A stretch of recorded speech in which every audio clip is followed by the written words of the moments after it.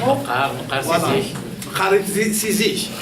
Donc, Azul Filaouem, nous sommes contents de vous retrouver, de se retrouver tous ensemble. Ça fait 3 semaines, ça remonte à 3 samedis. Et moi, personnellement, je suis en manque de vous. Donc, je suis content d'être parmi vous. Et ça n'a pas été facile d'arracher cette rencontre aujourd'hui. Ernest, le mauvais temps, les élections et tout, donc vous comprenez un peu. Peut-être que Mouloud va vous expliquer un peu qu'est-ce qui s'est passé. D'ailleurs, on devait avoir une sonorisation aujourd'hui. Monsieur Lehlou nous a demandé une sonorisation. Comme là, juste à côté là. Mais on n'a pas eu la clé du centre culturel pour l'installer. Et les gens qui ont la sono, ils sont partis. Donc, c'est une arrivée. Voilà, donc il n'y a pas de souci. Il va se fatiguer un peu. Après, on va lui soigner les cordes vocales avec un verre de vin chaud. Comme on fait au Lettonie, n'est-ce pas? Alors, la parole est à Mouloud pour vous expliquer un petit peu qu'est-ce qui s'est passé.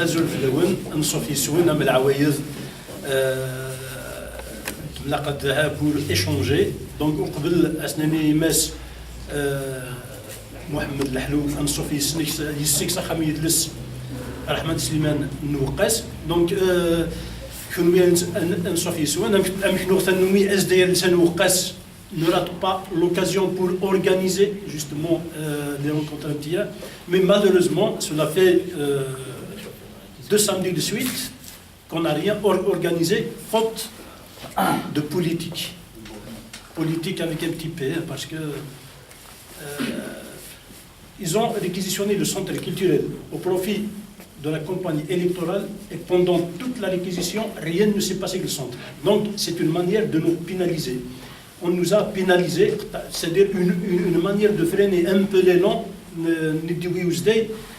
depuis le mois de juillet.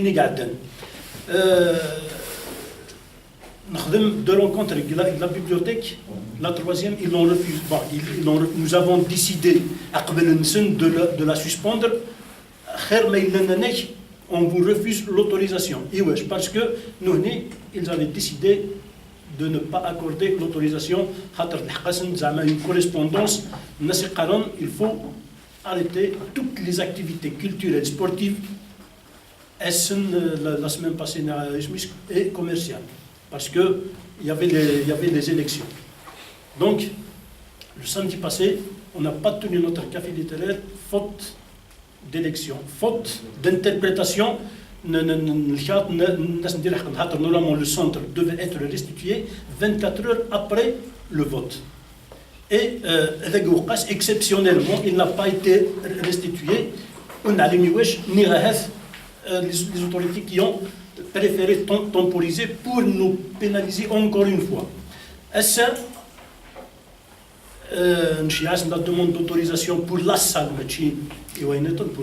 pour la salle, et comme la mairie a 3 journées de grève, la signature de l'autorisation était suspendue pour le jeudi. Le jeudi, l'autorisation. Nous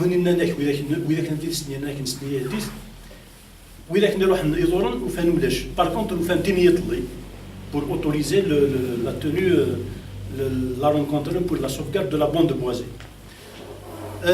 Il a fallu attendre aujourd'hui pour mobiliser un peu les choses pour que finalement il nous accorde un avis favorable pour tenir, pour occuper, pour exploiter la salle justement là où on est tout là. Donc c'est pour vous dire que le combat, le chemin est très long à dire, et dans le sens aisément, c'est-à-dire sans être dérangé. On n'est pas là pour piétiner la loi ni remettre en cause le texte ni l'ordre établi. Loin s'en fout, mais l'aisance, الخدمه امشي دوي الحال يماك مشوار مازال يبعد مازال مقران باش واحد يدن الصوت وين نبغى يدن الصوت seulement. Donc puisque on est là, on va tenir notre café littéraire comme d'habitude et j'espère que dorénavant, on ne sera pas confronté à ce genre de problème. Donc, SDAI a lancé des adhésions. Donc, pour les gens qui sont intéressés par adhérer, par faire des cartes d'adhésion, donc, ils peuvent se rapprocher du bureau de l'association qui est juste à côté de Sumtumra pour retirer le formulaire, l'imprimer à remplir plus le dossier qui se constitue d'un extrait de naissance, de photos pour les adhérents 300 dinars, pour les adhérents chômeurs 200 dinars, mais là, et je repasse la parole. Alors, si je résume un peu, à midi tout à l'heure, on n'avait pas les clés du centre culturel. Il était fermé, on est arrivé, notre conférencier est arrivé d'Alger. Nous, ils sont arrivés d'ici pour nous ouvrir les portes. D'ailleurs, on n'a pas pu installer la sono à cause de ça. Donc, Mouloud, il dit que si vous voulez que nous soyons tous forts au sein de l'association SDAI, il faut adhérer à SDAI. Si nous étions 200 dans l'association, on aurait parlé au nom de 200 adhérents. Et on serait plus fort. Dans la limite, vous êtes 4 ou 5 là. Vous venez pérorer ici et puis vous partez. Donc, bon, trêve de mauvaises choses. Nous recevons donc aujourd'hui monsieur Lahlou Mohamed. Il est professeur de psychologie à l'université de Lyon 2. Lyon 2 parce qu'il y a plusieurs universités à Lyon. Non? Voilà. Tu ne vas pas parler en allemand au public. D'accord, mais l'allemand... Il y a deux personnes qui vont comprendre l'allemand. Il y a quelqu'un qui vient de Bougie, germanophone, et votre ami d'ici. Alors, deux. Alors, donc, il a quitté l'Algérie en 1994. Il était professeur à l'université d'Alger. Il a quitté l'Algérie dans les années difficiles, là où tout le monde était plus ou moins menacé. Et il a eu un poste, il a postulé pour un poste de professeur à l'université de Lyon 2. C'est très difficile pour avoir un poste en France. Moi, je sais ce que c'est. Hein. Donc, il a soutenu une thèse de doctorat d'État, S-lettres et sciences humaines. C'était le doctorat d'État, troisième cycle, doctorat d'État. Puis il a soutenu une autre thèse de doctorat en psychologie sociale et clinique. Voilà. Il a fait soutenir une centaine de thèses de doctorat, je suppose, entre la France et l'Algérie. Beaucoup plus en France. Beaucoup plus en France. Oui, remarque, ça fait 23 ans que tu es en France. Hein. C'est un bail. Hein. Il a écrit des livres, il a participé à l'écriture de 4 livres, des livres collectifs, des livres universitaires, des livres, c'est-à-dire qui sont constitués d'articles de recherche, et très souvent les publications universitaires, les livres universitaires de recherche, c'est des livres collectifs. C'est l'usage dans l'édition de ce type de livre. Sa conférence aujourd'hui va porter sur les cultures, l'interaction des cultures, dans le sens interaction positive, je suppose. C'est-à-dire, pas comme ceux qui disent le choc des civilisations et que les cultures des peuples sont toujours en train de s'affronter. Je pense que c'est plutôt des thèses contraires à ça qu'il soutient. Et voilà, donc tu as la parole pour à peu près une demi-heure et puis on passe au débat. Voilà, Aslamei. Merci beaucoup. Merci. Merci Khounoui Dioussen. عندسكي يكفر يتمجيلي تاكي فرحان بقراني دوسير سورتو الكافي ليتيرال نوقاس يغان مشهور ديال وقاس بيان انتوندو مشهور ديال كايز لما انا مشهور ديال الجزائريه on va dire que le combat qui a été mené par le café littéraire d'Aoukas est un combat qui a servi à la liberté d'expression en Algérie, à la liberté de réunion, et c'est devenu un label. Le café littéraire d'Aoukas, c'est un label. C'est un honneur d'être invité par le café littéraire d'Aoukas. Donc je suis très honoré. Je vous remercie. Vous qui m'aviez invité, Amine, et vous tous qui êtes présents ici. j'ai proposé une thématique culture et contact de culture. Alors je l'ai proposé pour une raison importante. La تسلم كنوا يقلادي. Sinon, de d'armée, comme prof d'université, allez le marquer braquage. Donc j'ai choisi ce thème parce que d'abord c'est un thème qui me tient à cœur. Je me suis posé des questions sur moi-même, sur ma culture, depuis que j'ai appris à réfléchir. Depuis que je me suis posé la question, qui suis-je? Un Ouaïd Nkini. Et puis j'ai eu, pendant très longtemps, l'occasion de m'exprimer sur le contexte culturel. Et je me rappelle, en 1969, avait été créé un journal qui s'appelait Afrique-Asie, qui était proche du pouvoir algérien et qui avait réservé un dossier à la question de l'enseignement des langues maternelles en Afrique. Je leur avais écrit un texte après que le document soit sorti. Je leur avais écrit un texte concernant l'enseignement des langues maternelles en Afrique du Nord, parce qu'ils avaient parlé du Mali, du Niger, etc. Mais pas de Mali. Et il se trouve que c'était une lettre. C'était une époque où on ne signait pas de son propre nom. Mais j'ai signé quand même El Mohamed. Et ce journal a été saisi. Donc voilà, c'est une des premières actions héroïques que j'ai menées. J'étais jeune, inconscient, mais très conscient de moi-même. Mais ça, c'est... Depuis ce temps, la notion de culture est restée comme un axe central de nos réflexions, en réalité de notre identité. La culture étant une dimension de l'identité. Mais j'ai essayé de donner un sens. Comme j'étais prof d'université, avant d'être prof d'université, j'étais encore un jeune assistant qui devait préparer une thèse de doctorat en psychologie.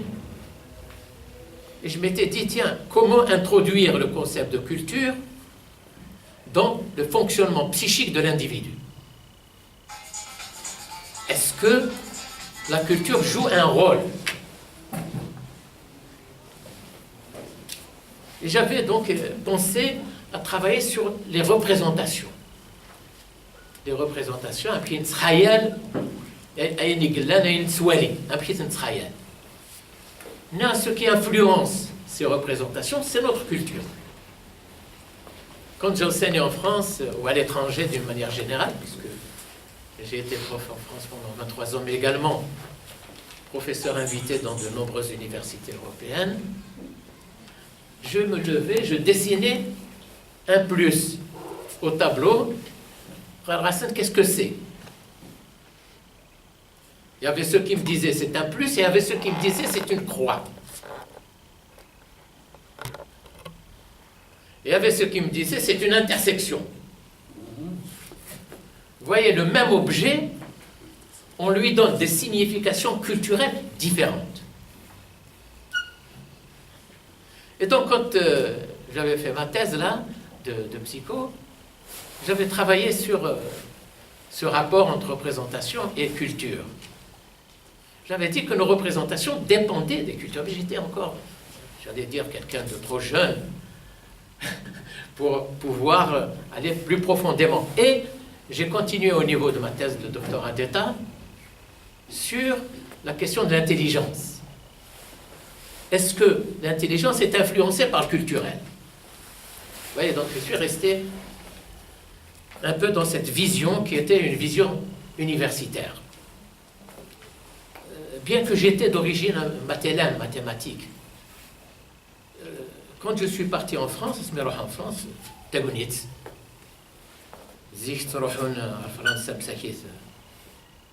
c'est l'usine Sakham, c'est l'usine Sakham. Là, je me suis retrouvé un peu à réfléchir sur les questions de culture et à développer un axe d'enseignement et de recherche. Pratiquement, j'étais le seul en France à avoir une chaire de psychologie orientée vers les dimensions culturelles. Non pas que j'ignorais le psychisme, parce que cela doit être, Chourov, c'est important sur le plan psychologique, mais peut-être parce que je m'étais inscrit profondément dans cette dynamique, dans cette dialectique. Donc j'avais réussi à avoir un laboratoire, une chaire de psycho, etc. sur ça. Et les choses ont fait que ça a pris des dimensions importantes, au point d'avoir un laboratoire, d'avoir aussi des thèses de doctorat, et j'ai beaucoup travaillé sur le rapport entre culture et psychisme. J'ai développé un peu ces questions en France, en Suisse, en Allemagne, en Pologne, à l'université de Lund, qui était une université suédoise du XIIIe siècle, et à l'université de Riga. Voilà, donc ça a été aussi un intérêt, donc, je vous disais, un intérêt scientifique, un intérêt personnel, j'allais dire, inscrit dans une revendication politico-sociale, et un intérêt scientifique. Pourquoi cet intérêt scientifique? Parce que, justement, il y avait des thèses qui ont été développées selon lesquelles l'homme a connu il y a eu une évolution humaine, une évolution de l'homme. L'évolution de l'homme, c'est un peu Darwin. Darwin, on était des insectes, ensuite des poissons, on est devenus des singes, et de là, on est devenus des hommes. C'est-à-dire que cette évolution biologique a mis de côté, disons, tout ce qui est de l'ordre du culturel, c'est-à-dire de ce qu'apporte l'environnement. Et il a fallu attendre un professeur qui va ensuite diriger ma thèse d'État, qui s'appelait René Zazo. Il avait assisté à ma thèse de 3e cycle comme membre du jury. Ensuite, il venait travailler avec moi dans le laboratoire du CNRS, etc. Et lui, il travaillait sur les jumeaux. Il travaillait, pourquoi c'était important? Il travaillait sur les jumeaux parce qu'il voulait regarder qu'est-ce qui influence le développement psychologique de l'enfant. Est-ce que c'est l'héritage biologique ou est-ce que c'est l'héritage culturel? Et effectivement, il est arrivé à la conclusion qu'il y avait une interaction entre les deux, une double influence, une influence, j'allais dire biologique, parce qu'on est avec un génome, avec un patrimoine génétique, mais en même temps, on est dans un environnement. Donc la culture joue un rôle. C'est vrai que les ethnologues ont travaillé sur le culturel, mais ils ont travaillé sur le culturel en hiérarchisant les choses, en disant on va travailler sur, sur les populations indigènes, parce que par rapport à nous, qui sommes une civilisation évoluée, eux sont restés à la lisière de l'animalité.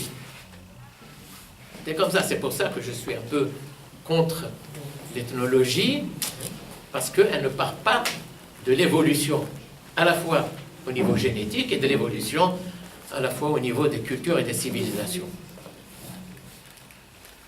Donc je me suis dit, on va travailler un peu sur ce concept, et je me suis posé la question, mais qu'est-ce que c'est que la culture? Mais des choses. Et j'ai vu des tas de définitions. D'ailleurs, il y a une définition intéressante qui a été faite par Mamri entre la culture populaire et culture savante. Avant, on disait qu'il y avait une culture, j'allais dire, de la raison, et une culture populaire, c'est-à-dire celle du petit peuple. Donc je me suis posé la question et j'ai été dans les dictionnaires, etc. Et j'ai trouvé que le concept de culture regroupait un peu le folklore, l'histoire, l'art culinaire. C'est pour ça que Ibn Khaldoun disait à propos des Berbères, ya'kulu al-couscous wa yalbasu al-bournos. Voilà, effectivement. Et quand on dit pizza, c'est Italie. Hein, c'est l'Italie. Bien que les Algériens soient les deuxièmes dans le monde pour la fabrication de pizza. Mais c'est vrai, lorsqu'on parle de culture nord-africaine, culture berbère, jusqu'à avant d'arriver au Nil, on mange le couscous. Au-delà, au Sinala jusqu'au. Donc, ce qu'on mange fait partie du culturel. C'est comme la question du licite et de l'illicite. Licite et illicite. Donc, dans l'alimentation, on ne mange pas de porc, on ne mange pas de... même s'il y a des transgressions, mais ça, c'est autre chose. Transgression, c'est autre chose. On ne boit pas de vin, mais il y a des transgressions. Mais ça, c'est autre chose. Mais il y a un aspect culturel. Donc, j'ai dit, tiens, tout ça, c'est très important, mais ce qui est encore plus important, c'est le sens que l'on donne. C'est le sens que l'on donne à un objet. Peut-être que le sens est beaucoup plus important.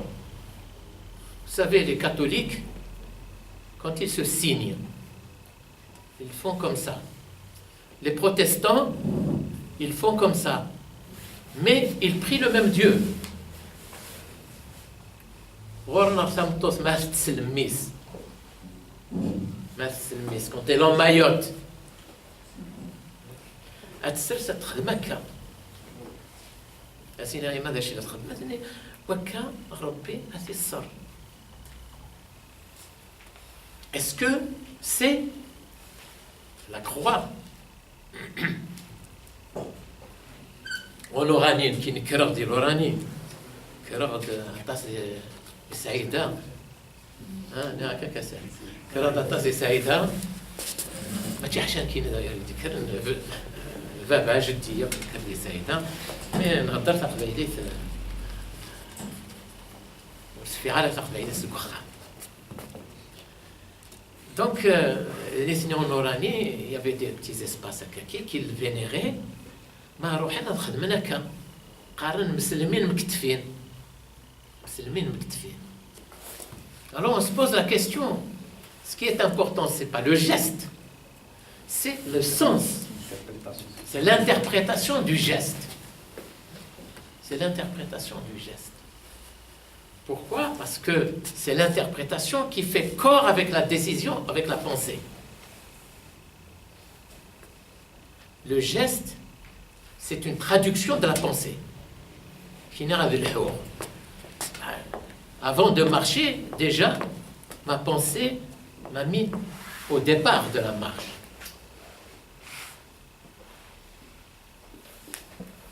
Donc, je suis arrivé donc à la conclusion que la culture, c'est pas un univers d'objets seulement, c'est un univers de sens. Et toutes nos cultures sont des univers de sens.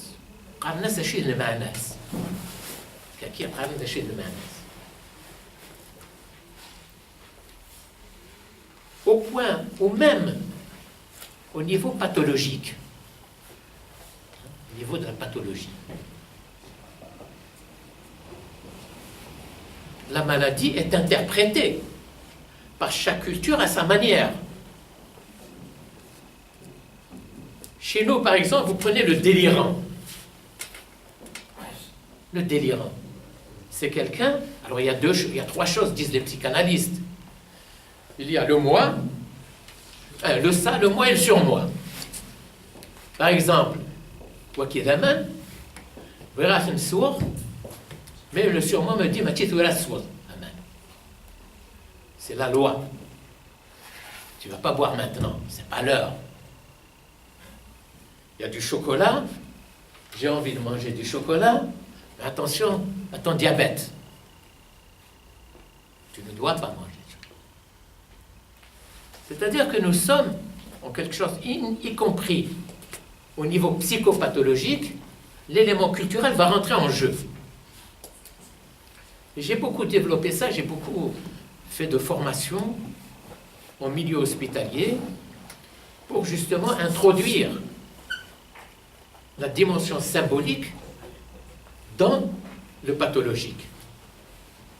Là, le délirant, on dit c'est celui qui est porteur de la pensée non refoulée du groupe. C'est-à-dire, Nitsa, il dit Qaran, La vérité. أين نكوني ونزميرا لا تنزني. Et c'est pour ça que certains disent que le délirant, c'est une sorte de prophète.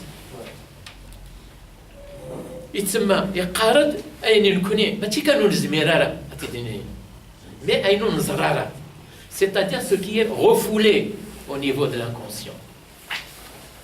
Et c'est là où c'est même la culture qui va interpréter le rêve. Le rêve. Thirga. Chaque culture va déposer dans la culture, dans le rêve, ce que elle observe, ce qu'elle constate, ce qu'elle veut. C'est des rêves prémonitoires. Des rêves prémonitoires. Freud a construit toute sa théorie sur la symbolique du rêve, sur le rêve, sur le ça, le moi et le surmoi. Freud était il a grandi, il est juif, mais il a grandi dans une culture qui est une culture chrétienne. Chrétienne. Et dans la culture chrétienne, il a développé tout à partir de l'Oedipe. L'Oedipe, c'est un mythe. Un mythe. Il y avait quelqu'un qui désirait sa mère, or c'était interdit, donc il a été sacrifié. C'est-à-dire qu'il le voulait, lui, tuer le père. Voilà. Oedipe voulait tuer le père pour avoir la mère pour lui tout seul. C'est de là qu'est partie toute la théorie oedipienne de Freud.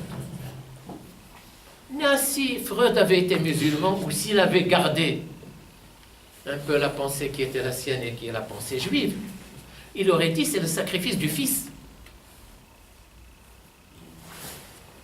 Parce que c'est dans Ibrahim Khalil a voulu sacrifier son fils, Ismaël.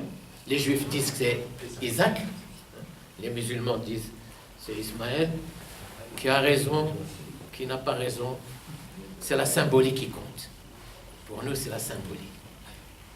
C'est le meurtre du fils. Donc vous voyez que la culture, c'est pas uniquement quelque chose qui est ce qu'on mange, mais c'est ce que l'on met dans la signification de notre monde, dans notre univers. Ce qui donne un sens encore plus intense à la culture. Mais la culture n'est pas vue de la même manière par tous. Pourquoi? Parce que justement, je reviens à Darwin. Darwin a dit il y a des espèces supérieures et des espèces inférieures. Nous, en tant qu'hommes, on est l'espèce supérieure. Et on va aller même plus loin. On a développé des théories occidentales, peut-être même d'autres univers culturels, des théories selon lesquelles il y aurait des hommes supérieurs à d'autres hommes. Par exemple, voilà, pas seulement le nazisme, mais on va vous dire que les Noirs sont inférieurs aux Blancs, que les Blancs des Européens sont supérieurs aux Nord-Africains, et ainsi de suite, et ainsi de suite. Donc on a glissé d'une hiérarchisation, hein, infériorisation et supériorisation, hein, des espèces vers une hiérarchisation des hommes, des êtres humains. Et de là, on a été plus loin encore. On est arrivé à une hiérarchisation des cultures. Il y a les cultures supérieures, les cultures inférieures. Culture indigène. D'ailleurs, il y avait une école, c'est l'école indigène. C'est l'école indigène. Et comme c'était tous des indigènes, et que les indigènes étaient pauvres, moi je confondais entre le mot indigène et le mot indigent. Un indigent. Un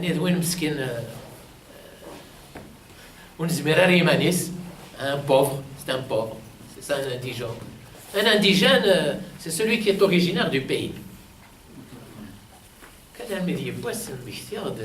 Nos étudiants en France, dans un amphi de 400 personnes, qu'est-ce que c'est qui est indigène ici? Tous. Que les indigènes lèvent le doigt. Personne. Nas, vous savez, je suis le seul qui n'est pas indigène ici. Et pourquoi, monsieur? Pourquoi, professeur? Eh bien, parce que les indigènes, ce sont les habitants du pays, ce sont les natifs. Mais on a intégré le sens indigène au point de considérer les indigènes comme tous ceux qui sont issus des pays qui étaient où ils étaient indigènes par rapport. Voilà, donc, voilà.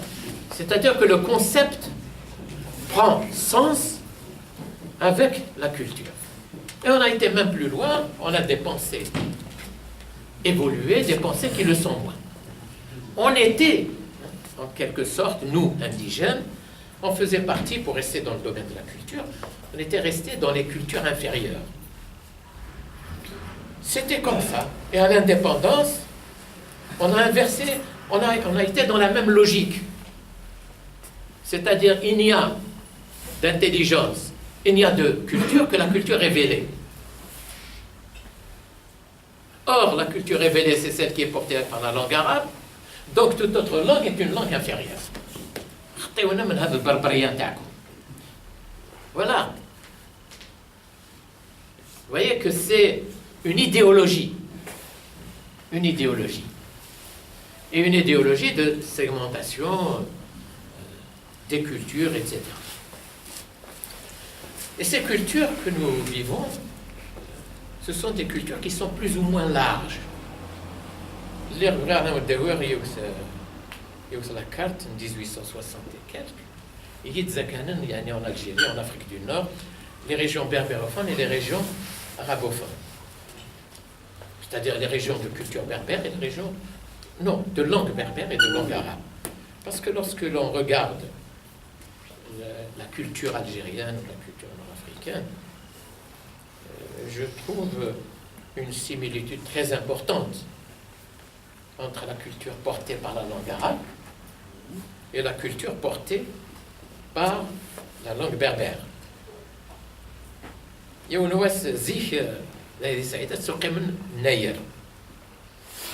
Spontanément. Spontanément. Vraiment, c'était une très grande fête et c'est toujours une très grande fête. Après, il y a au ouest, même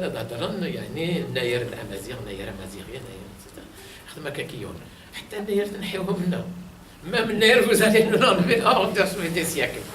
Et lorsque vous regardez la culture, c'est ça. C'est des cultures qui transcendent les langues. La langue est très importante parce qu'elle est le support de la culture. Vous voyez, on a par un support. Mais ça ne signifie pas que la culture que je transmets est une culture française. Elle est une culture de langue française. Et quand tu rêves, comment tu rêves? Est-ce que tu rêves en berbère ou tu rêves en français? La prochaine fois, je vais essayer de m'écouter. Non, mais certainement. Mais je me rappelle Maroha. Je faisais beaucoup de formations à l'extérieur, je prenais ma voiture.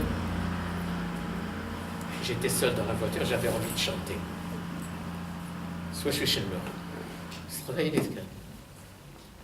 Pourquoi? Parce que c'est mon imaginaire qui est remonté. C'est parce que c'est mon ressenti. Parce que c'est mon émotion. Alors tout le long, تستفعل على الشان الجزائري انا نروح شنو يمانيو وين هذه تدوب لنا سيني ويسلف. Voilà, mais je ne pouvais pas chanter autrement. Bon, je peux chanter en arabe, je peux chanter en français, ça peut m'arriver. Mais la spontanéité, c'est une chanson sahélite. Donc on est, si vous voulez, c'est ce qui compte, c'est cette symbolique qui est très importante. Et on dit qu'il y a quand même une sorte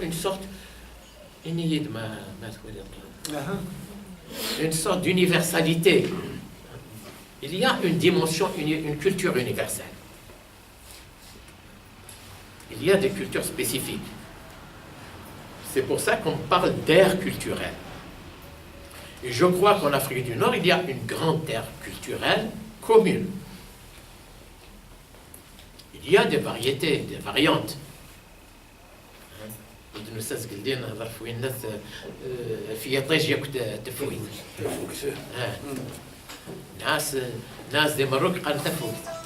Voilà, donc c'est ça.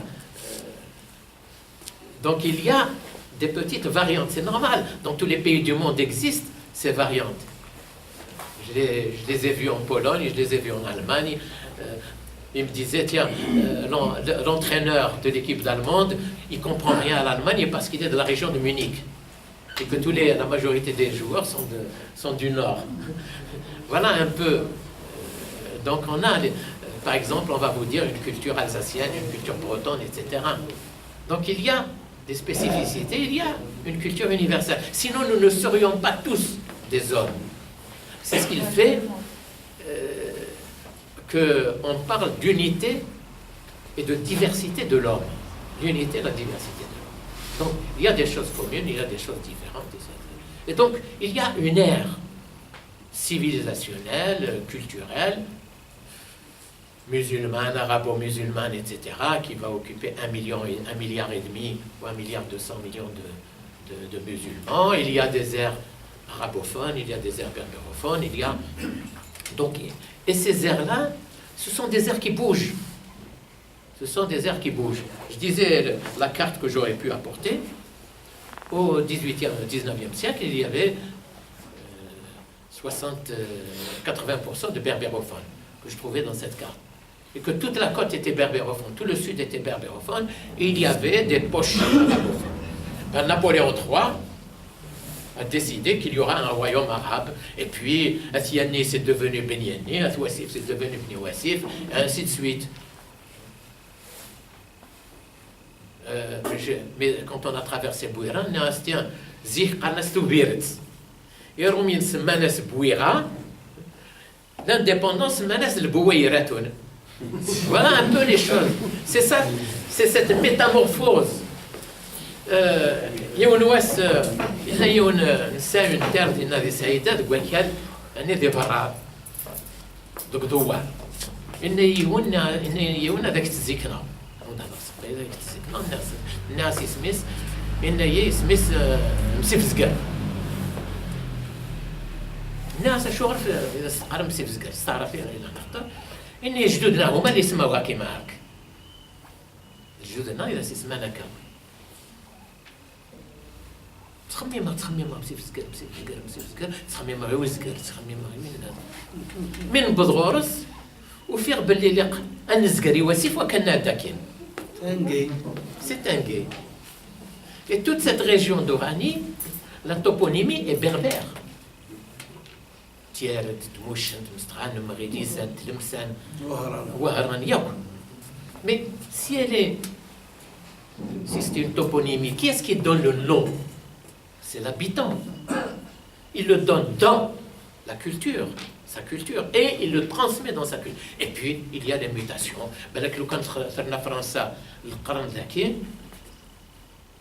Le اللغة الوطنية والرسمية ستكون اللغة الفرنسية. كانوا هذيك دي بيير بورجا. Exactement. Là, nous garadinons nos ancêtres les Gaulois. C'est vrai qu'on nous a appris nos ancêtres les Gaulois, et demain, peut-être qu'on aurait dit nos ancêtres les Gaulois.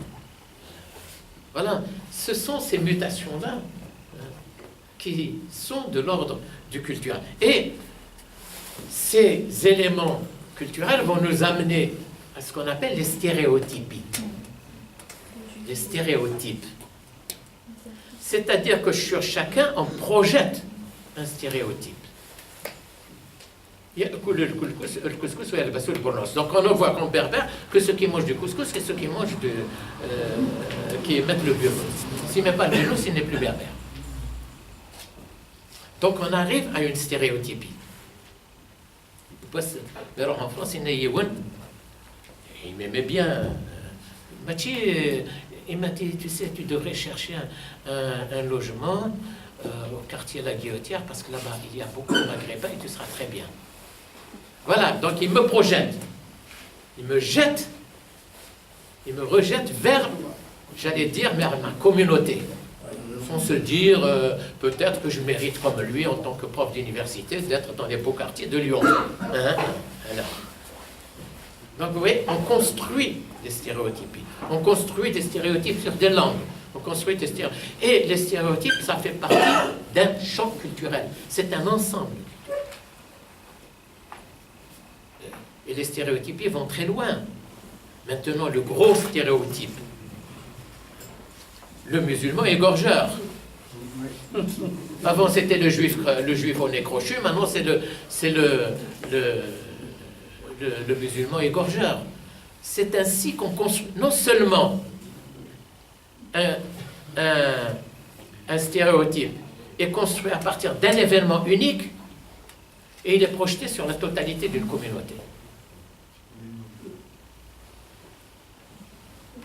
Donc, nous fonctionnons, les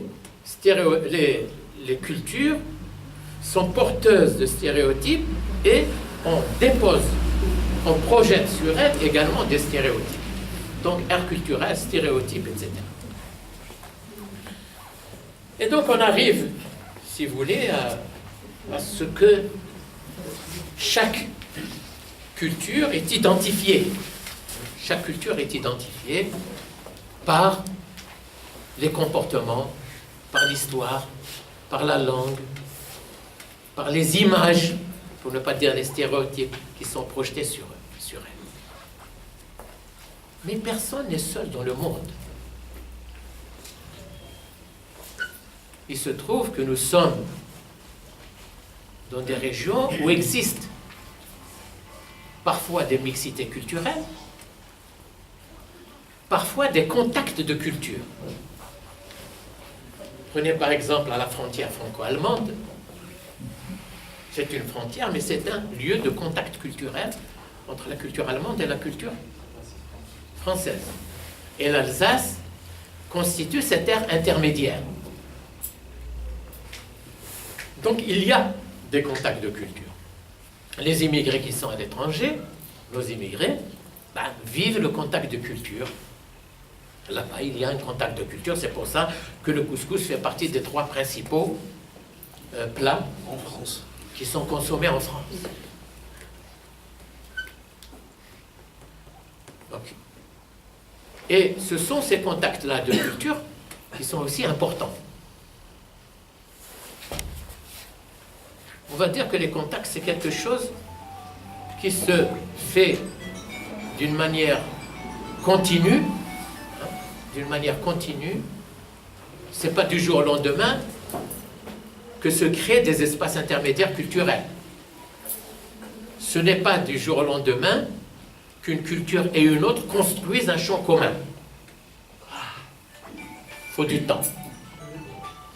C'est pour ça que beaucoup s'intéressent à l'histoire interculturelle des cultures. C'est-à-dire lorsque on regarde un peu, j'allais dire, pourquoi est-ce que chez nous existe le maraboutisme?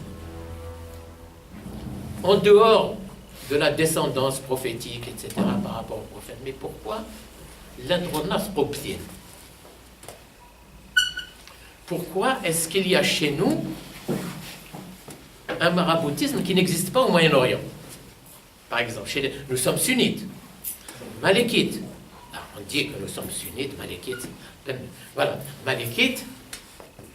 Et en même temps, nous avons un clergé.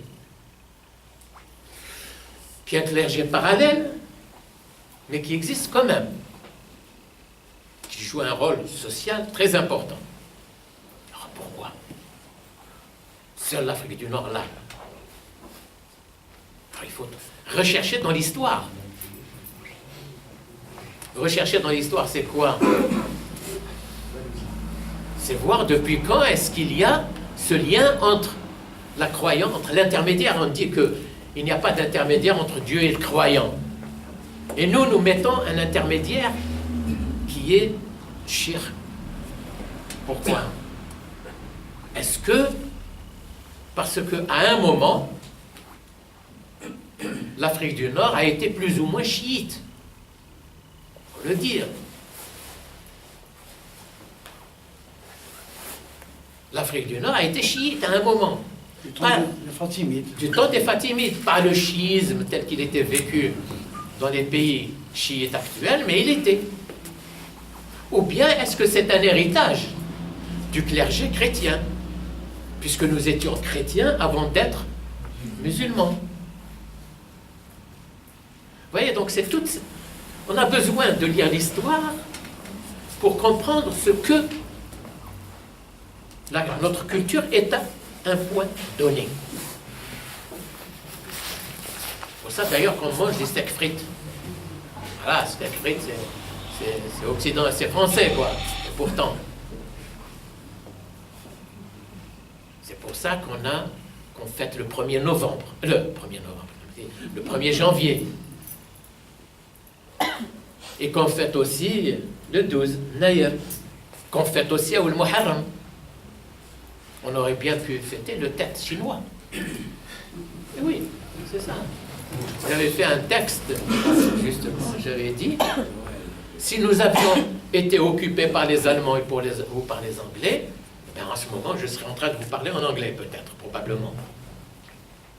Et si personne n'était venu nous occuper, ben je ne vous parlerai qu'en berbère, et j'espère qu'on retournera à notre berbérité d'origine, qu'on est en train de retourner, on n'a jamais perdu. Donc c'est ça, la deuxième partie, en quelque sorte, la deuxième partie, qui est le contact de culture. Les contacts de culture, ben, ils se font soit, j'allais dire, par l'imposition, soit par des échanges, vous avez raison, par des échanges commerciaux.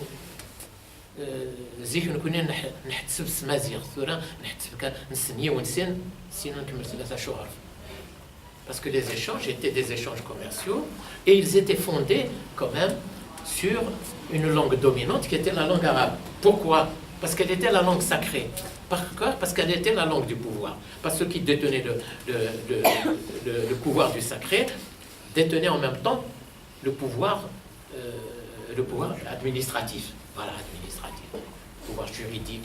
La justice se faisait dans la langue arabe, etc. Donc, ces contacts de culture vont être fondés sur une idéologie comme la représentation que l'on a des cultures était une représentation idéologique. Infériorisation de certaines cultures par rapport à d'autres.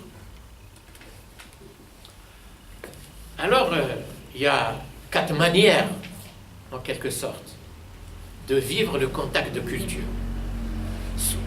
Je dis volontairement, c'est-à-dire imposé par un système politique, ou bien construit spontanément par les personnes en contact.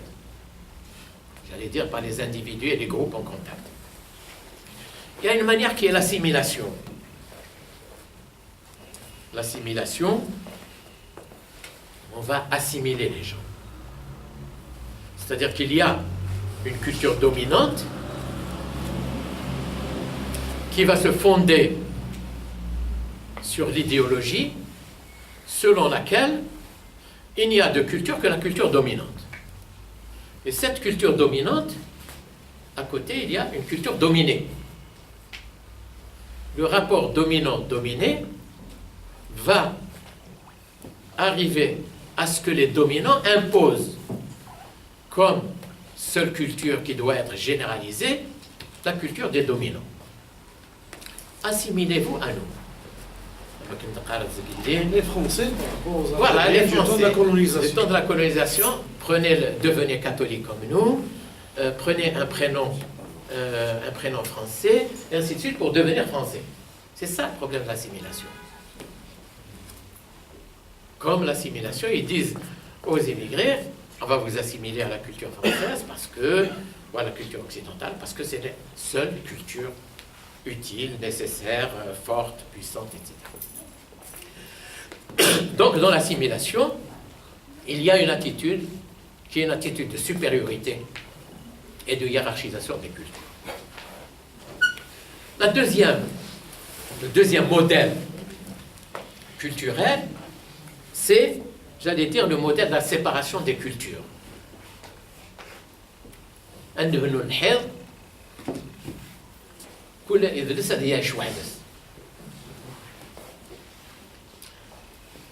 C'est arrivé, par exemple, en Irlande,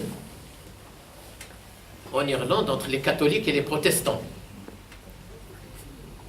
Les protestants, les catholiques, c'est au quartier les protestants, on va changer. Et comment est-ce qu'on va changer? Eh bien, on va construire un mur. Voilà, c'est la construction d'un mur entre les cultures. C'est la séparation des cultures. Refuser l'échange entre les cultures.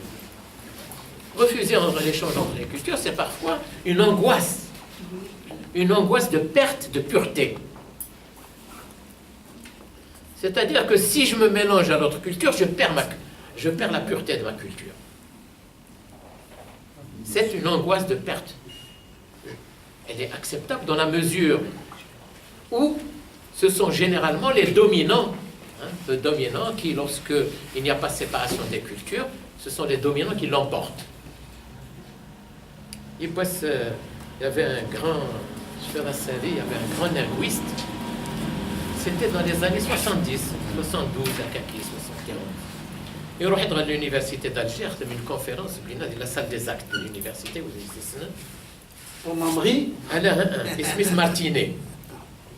Il remarque d'une conférence sur les langues. Qui n'est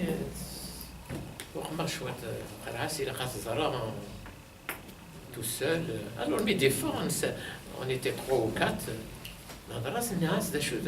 Qu'est-ce que c'est un dialecte? Qu'est-ce qu'une langue? C'est un dialecte. Il est un dialecte est toujours dialecte d'une langue, et une langue a toujours ses dialectes. Là, c'est le berbère. Il m'a dit le berbère est une langue, parce que ce n'est pas le dialecte d'une autre langue. Donc le berbère est une langue. Maintenant, le kabyle est le dialecte du berbère, etc. Mais le berbère est une langue. Nas, mais comment se fait-il qu'il y a des langues et des dialectes? Il m'a dit, monsieur, une langue, c'est un dialecte qui a une police. non mais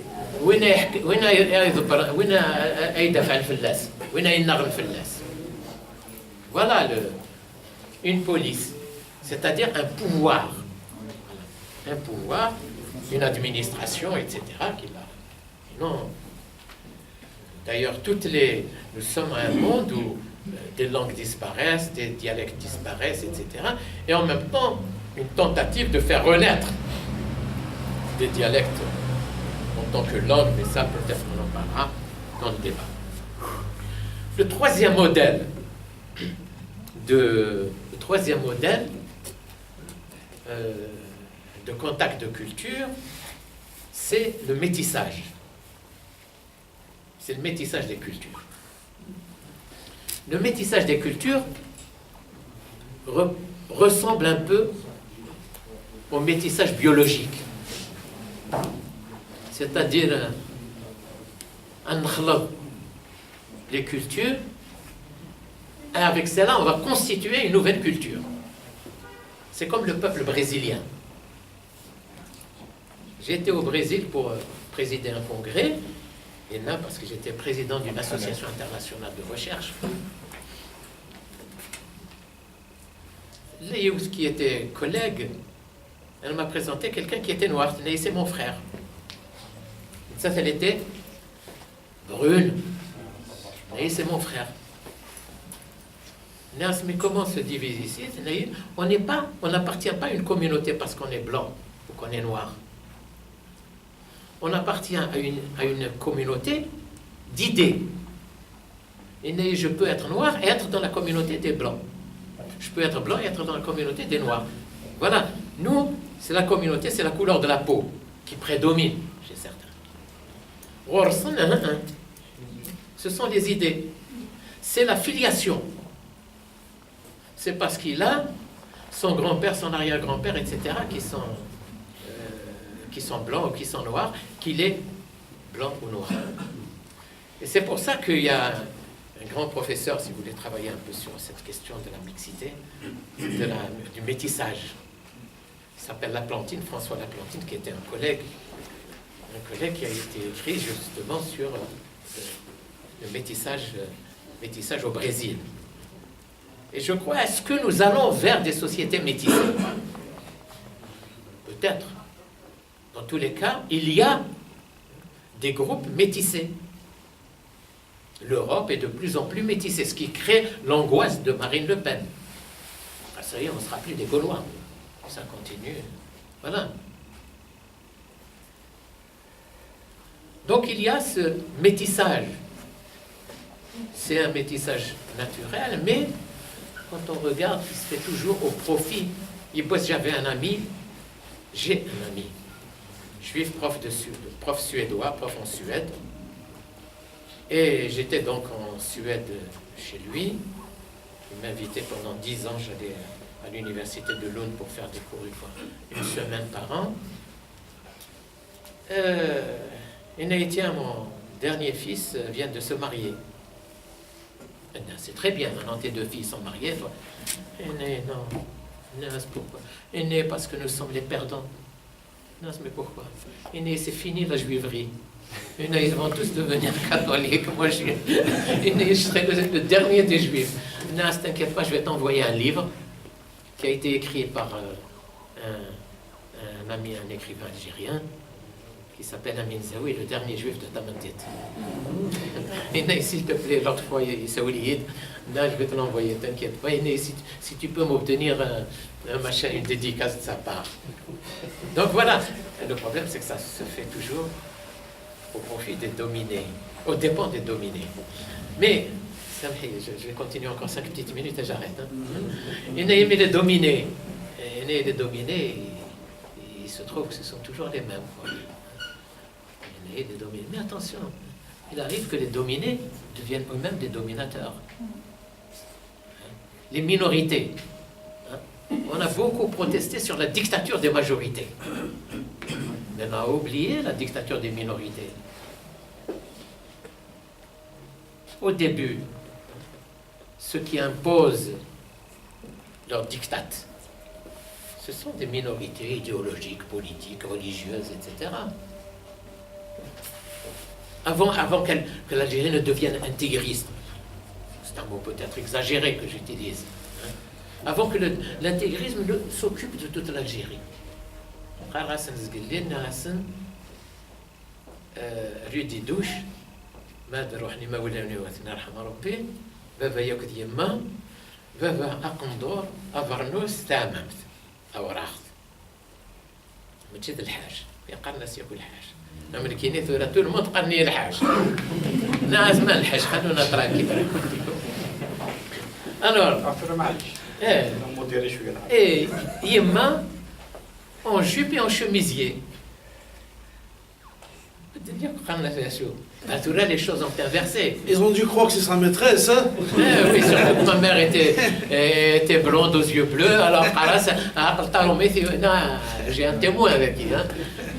Elle était très très blonde et aux yeux très très bleus. Donc, alors, c'est ça, donc, c'est ce rapport inégal.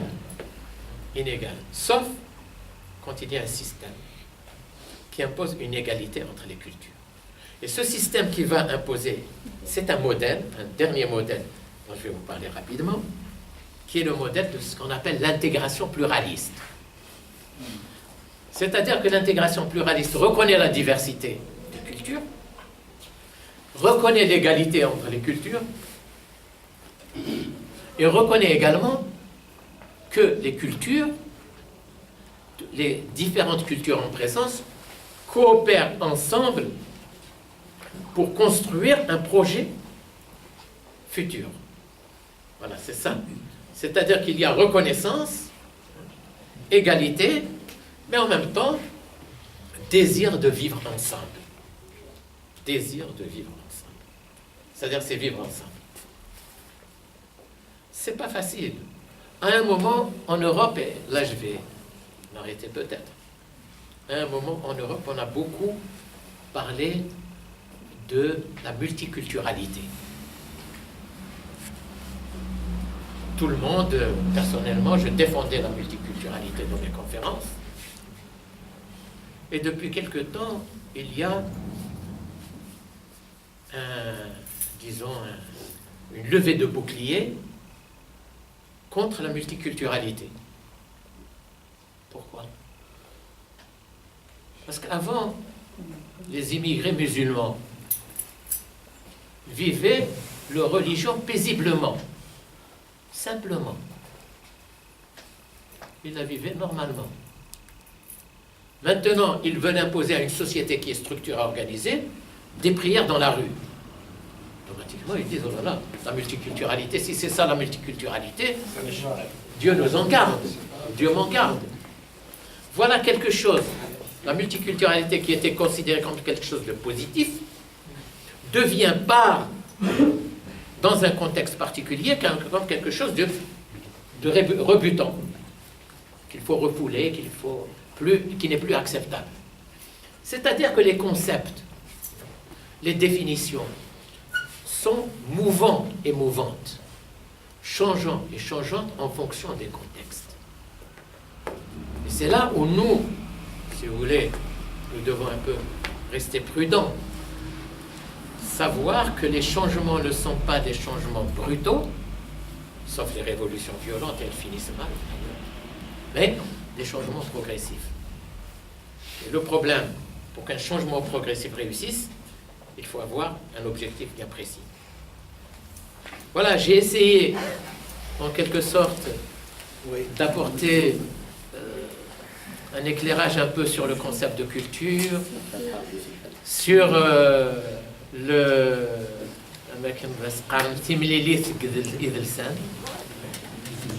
Eh bien, نظمها باللي ثمليلية اللسان التيلي أكن سنبها وكا يعني ونستو يريني قلنا ذي اللسان تنمير ثم قرأت merci.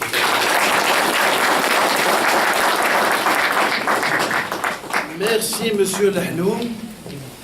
Merci beaucoup. Je crois que vous nous avez permis pourquoi il est impératif pour nous de revendiquer notre culture. Voilà, oui, je crois sincèrement. Ah oui, pourquoi un peuple il a besoin absolument de sa culture.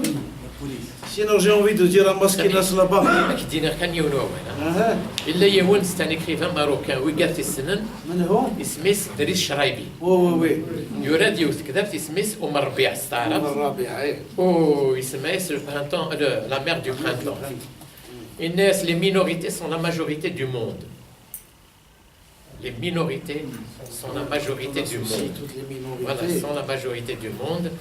Et en lisant très bien, c'est le héros de ce livre. Alors il y avait un muezzin. Il s'appelle Darassalif, Smazir. وروح كسنا سلسيس. Voilà. وكا وردن تقرا Smazir. Voilà. Alors qu'il s'appelle تفوت من ربي ما كنقهرن مزيان. سامحيه Il n'y سامحيه. a pas de souci. Laskinas, tout à l'heure, il a dit qu'il y a 1,2 milliard de musulmans, tu en fais partie. Hein. Tu peux faire une demande mathématique. Non, Non, je plaisante, je suis un chanteur de rap, c'est votre star ici. mais justement, mais les chanteurs de rap sont des chanteurs de l'universel. Eh bien oui. Hein. Ils utilisent des langues différentes pour transmettre un message universel. Alors, la parole est au public. Il y a Bouzid qui demande la parole. J'ai envie de poser une première question. Tout à l'heure, on a parlé des mythes fondateurs et de leur fonction dans les sociétés, les mythes fondateurs des sociétés. Surtout que dans ce café littéraire, on a raté une conférence d'une femme enseignante à l'université de Béjaïa pour des raisons politiques que tout le monde connaît, le café littéraire et tout ça. Donc, la conférence n'a pas eu lieu. Elle devait nous parler des mythes fondateurs des cultures et transposer ça à notre culture et à nos mythes fondateurs. Tout à l'heure, on a évoqué un petit peu ça en disant que les mythes fondateurs, dans les situations de crise, on les convoque. On les convoque pour apporter de l'apaisement, pour aider les crises à être dépassées. Et j'aimerais bien, justement, par rapport aux crises que nous vivons chez nous, les crises continues, cycliques, ça revient tout le temps. Quelles sont les mythes qu'on pourrait convoquer qu'on pourrait implorer pour nous aider à dépasser ça? Mais sinon, une autre question politique. Est-ce qu'un État qui est l'émanation d'un peuple comme l'État algérien que nous avons gagné de haute lutte en 62, est-ce qu'il est viable dans la mesure où il pratique un déni de culture sur son propre peuple? L'État algérien ne reconnaît pas la culture authentique. Enfin, du moins, le substrat culturel élémentaire, le premier. Les peuples d'Afrique du Nord, ils sont de souche amazigh, ça personne ne peut le nier. Et les États d'Afrique du Nord, je crois, les trois, sans parler de Kadhafi, de toute manière, ils ne reconnaissent pas ça. Est-ce qu'ils peuvent être viables dans l'histoire alors qu'ils sont en opposition aux peuples qui sont censés organiser? Alors, Bouzid, oui. On peut prendre 3-4 questions. Oui, on peut même, d'autres peuvent répondre à ma place. Hein. Non, mais t'es Alors, Bouzid, il est auteur. Et il a déjà publié 2 livres et il en est sur plusieurs là. Un jour, il va être sur ici même. Aujourd'hui, je suis sur une petite question. Et pour vous personnellement, en tant que... Non, je suis averti. Parce que je suis légèrement polémiste. Alors, qui vous concerne, je vous pose la question directement à vous, en tant que scientifique. Est-ce que vous avez déjà eu des contacts avec des linguistiques pour éventuellement qu'ils aient un apport de ce que vous drainez comme moyen scientifique pour que le linguistique puisse justifier l'écriture de Tamazight aujourd'hui ou du kabyle? Nous sommes toujours à l'orée d'une décision pour définir l'écriture, kabyle, tifina, etc., latin, etc., etc. Donc, les linguistiques qui travaillent dans ce sens, dans le sens de kabyliser l'écriture, hein, c'est le latin plus quelque chose. Et un peu de grec, très peu de grec. Voilà, avec quelques apports des lettres grecques, etc. Ils ont un grand besoin d'ethnologues, de scientifiques, de sociologues et tout dans votre gabarit, excusez-moi l'expression, et pour justifier, pour maintenir justement une certaine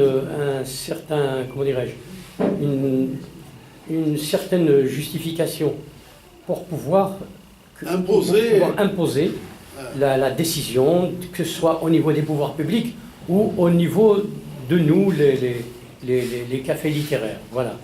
Je justifie ma question du fait que nous voyons aujourd'hui les linguistiques qui sont légèrement essoufflés.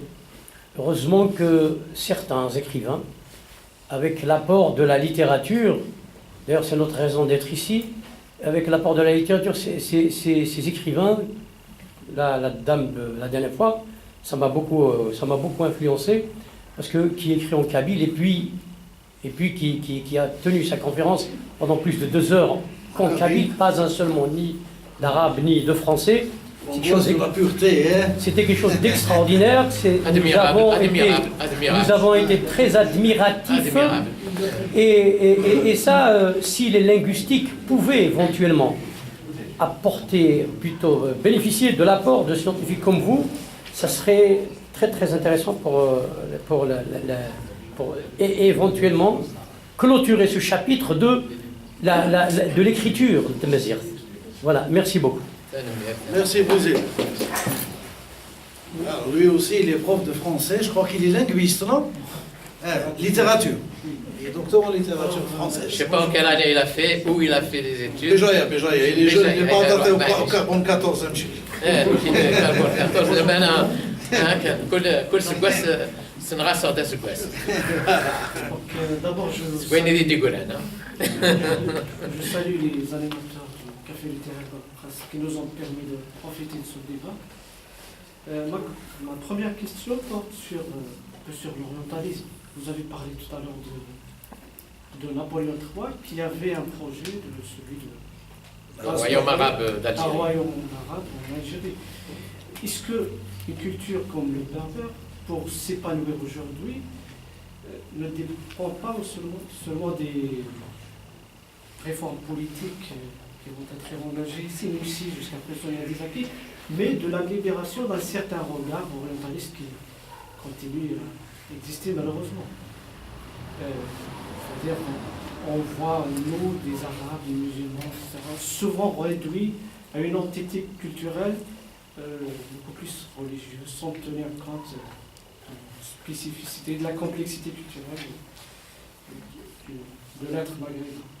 La deuxième question est en rapport avec la notion de contact de culture, d'interculturalité.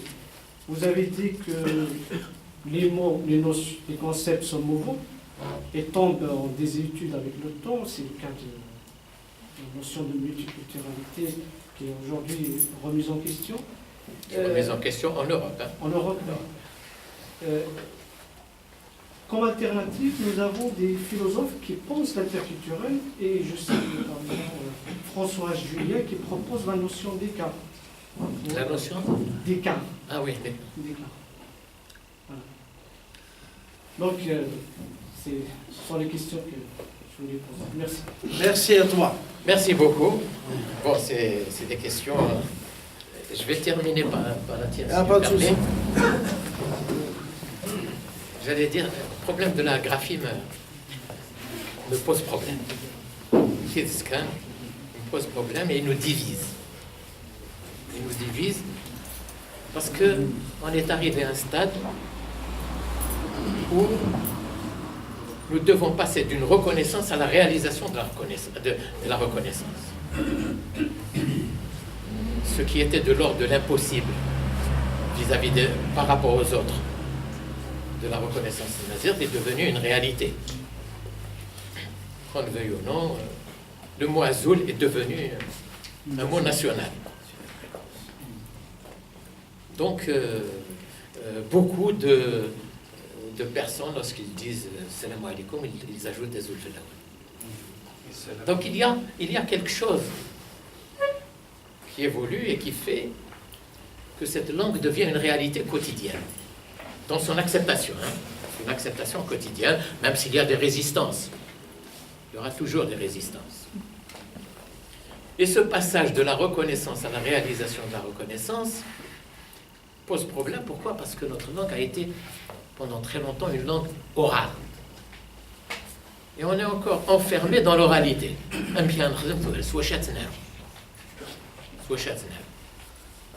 Stéphane, c'est le caractère latin.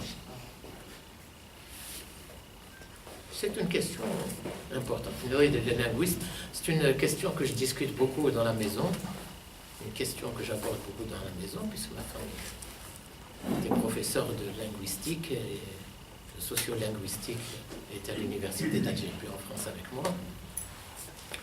Donc, on est un peu embarrassé. il faut, si on devait réfléchir, c'est que les berbérophones n'utilisent pas tous les mêmes caractères. Il y a ceux qui utilisent les caractères latins, particulièrement le qbaïl. Il y a ceux qui utilisent les caractères arabes, marocains, ishaouiens. Il y a ceux qui utilisent les caractères tifinagh. Le tifinagh étant l'authenticité. Dans l'authenticité, puisque ça remonte à des siècles, etc. Et Mouloud Mamri avait dit une chose. Il a dit, si on veut aller jusqu'à l'authenticité, alors il faut aller au tifinagh. Lui qui a écrit en caractère latin. Certains veulent le caractère latin, pourquoi? Parce qu'ils sont habitués à utiliser le caractère latin. Et c'était en même temps une manière de se désengager par rapport à tout ce qui est de l'Orient, etc., la langue arabe, etc. C'est une stratégie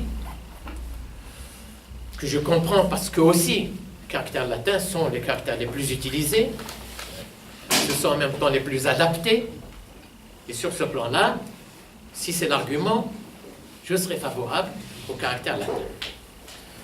D'autres sont favorables au caractère arabe en disant, parce que nous appartenons à une sphère arabo-musulmane, il ne faut pas nous désengager de cette sphère arabo-musulmane, donc nous devons écrire en arabe, d'autant plus que les Perses écrivent en arabe, il y a beaucoup les Afghans écrivent en arabe, il y a beaucoup de communautés musulmanes qui écrivent leur langue en arabe.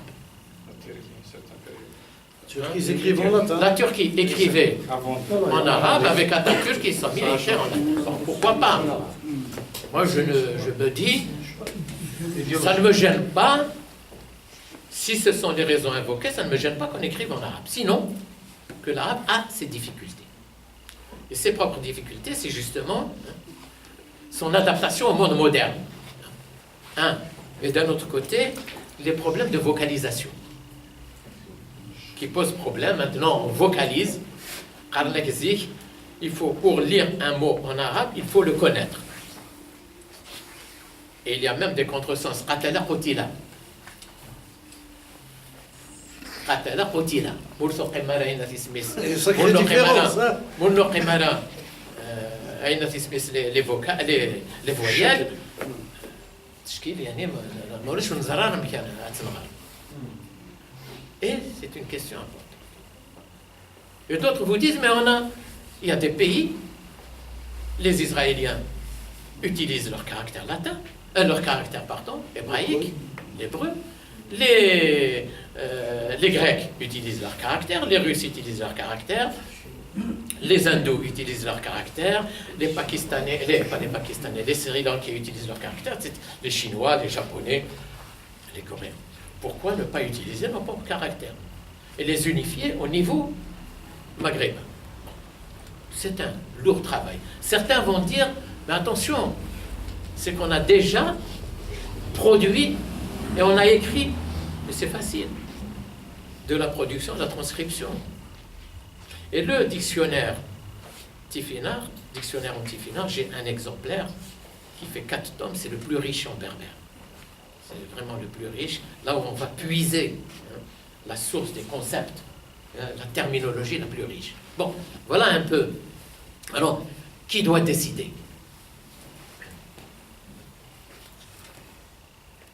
Normalement, il appartient à celui qui a la responsabilité d'une langue d'un pays, en l'occurrence le pouvoir et l'État,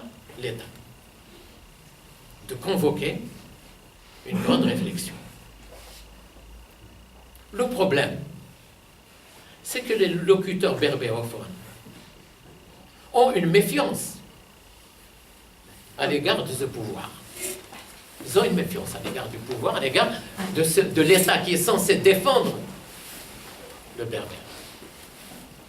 Et le pouvoir lui-même se sent petit par rapport à cette dimension, parce que s'il apprenait à bras-le-corps, il ne saurait pas comment faire. Il a peur d'être remis en question. C'est pour ça que dans beaucoup d'affiches, ils écrivent à la fois en tifinagh et en caractère latin. J'ai à la foire d'Alger, par exemple, c'était inscrit à Kaki. Donc, moi, personnellement, même si c'est une violence très forte, je suis plus favorable au tifinagh qu'à un autre écrit. Je rejoins un peu sur ce plan-là en disant authenticité pour authenticité, autant d'aller vers toutes les authenticités. Voilà. Maintenant, ça mérite. J'ai eu un échange avec certains amis qui ont été très durs et qui n'acceptent pas qu'on leur dise qu'on devrait écrire en tifinagh ou en arabe, tellement accroché en quelque sorte au latin. Je crois qu'on a besoin d'un peu de patience, de calme et d'évaluer les choses, et pas tout seul.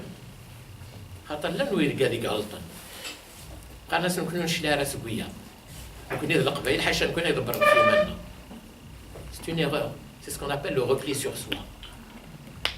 Il faut composer ça avec les berbères marocains, les berbères tunisiens, les berbères maliens, les berbères nigériens, les berbères du libyen, etc.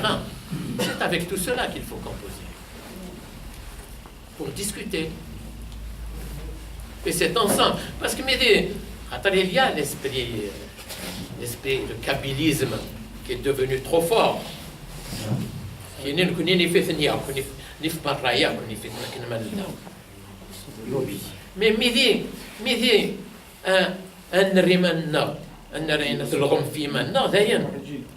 pendant que ce symbole, il a été brandi en Libye. Il a été brandi en Libye. Il a été brandi en Tunisie. Il a été brandi en Algérie. Il a été brandi au Maroc. Il a pris un espace immense.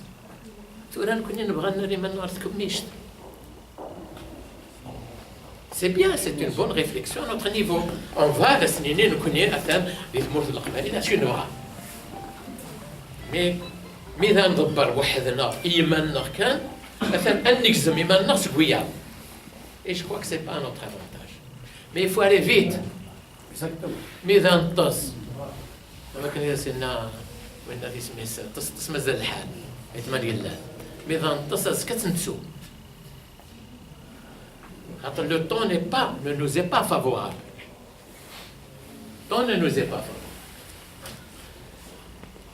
Il y a un recul des locuteurs en langue berbère. Ils sont d'essoufflement. Il y a l'essoufflement, il y a le recul. Et il y a maintenant, il faut un national officiel, non. Non. En 1972, je devais aller au BIT, Bureau international du travail, qui a un dossier où il y a langue maternelle, il y aurait de langue maternelle, où il y a berbère. C'est le secrétaire général du ministère des Transports qui m'a convoqué pour ça. Vous avez été choisi en tant qu'universitaire.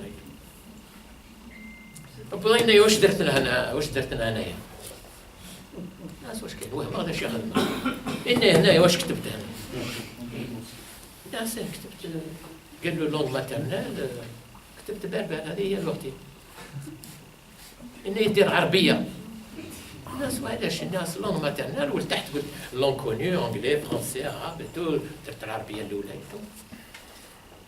كتب دوسيي سكوا سنين قلت لي secrétaire général des Nations Unies. Eh bien, tu vas redevenir piéton à la rue de Jmourad. Je suis toujours piéton à la rue de Jmourad. Voilà un peu. Maintenant, il faut qu'on en discute. Maintenant, effectivement, l'orientalisme. S'il vous plaît, si je peux ajouter quelque chose par rapport au caractère. Saïd Chemar qui est spécialiste de la mazhab là, il est passé par là, on a posé la même question, sa réponse était, la question ne se pose plus, parce que les gens écrivent, produisent déjà en latin, On est les seuls à produire en latin. Qui produisent en latin. Mais on veut développer le berbère. On veut le réduire. C'est tout. Il faut réfléchir. Il ne faut pas de diktat. Il ne faut pas la dictature. Donc, ça va, il faut continuer à écrire. Il faut continuer à écrire en latin. Tant qu'on n'a pas réglé le problème, il faut continuer. Demain, on peut transcrire. Un alphabet, ça prend très vite. Très vite. Le latin, quand même, c'est universel. Si on voit A pour quelqu'un aux États-Unis, c'est que c'est A. Après, c'est A. Enfin, après, ça reste l'accent, la prononciation. Mais le chinois, par exemple, tu le montres à quelqu'un en Amérique, il ne sait pas c'est quoi. Le A en chinois, c'est difficile. Mais le A en latin, tu le montres à n'importe qui au monde, c'est un A. Les Chinois, لو كان ترى لي شينوا باللي ثيرانس نرسوا الشمات ثلاثنا نغان اللاتان سالمة هنا غورسون. L'exemple du chinois que vous avez pris, il renforce sa thèse. Voilà, les Chinois. Dans ce cas, روح غرب le turc. Avec les petits points, les petits trucs et tout. C'est la même chose. Le turc, c'est du latin. Voilà. Moi j'étais en Pologne, ils écrivent en polonais. Bien sûr. Dzień dobry. Dziękuję, c'est... Bon, je savais le dire, mais je ne savais pas le lire. J'ai appris quelques mots à force d'aller en Pologne. J'ai appris comme au machin en Lettonie. La Lettonie, ils écrivent en latin. Le letton, ils écrivent en latin. Mais les russophones de Lettonie, ils écrivent en caractère russe. Bon, c'est vrai qu'il y a une antériorité. Et l'antériorité ne crée pas le droit. L'antériorité ne crée pas le droit. Voilà. C'est vrai qu'il y a une antériorité. Le problème ne peut pas être réglé parce que moi je parle en français, on dit non, toutes les conférences, il y a une stromide.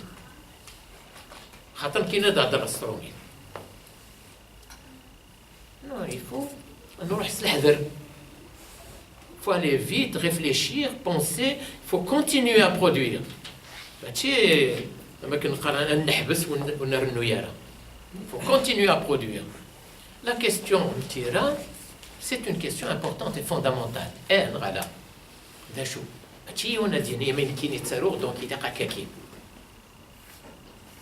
Les Marocains, le tifinagh marche très bien au Maroc. Le tifinagh marche très très bien au Maroc. Et je vais vous dire une chose, il est tellement beau le tifinagh.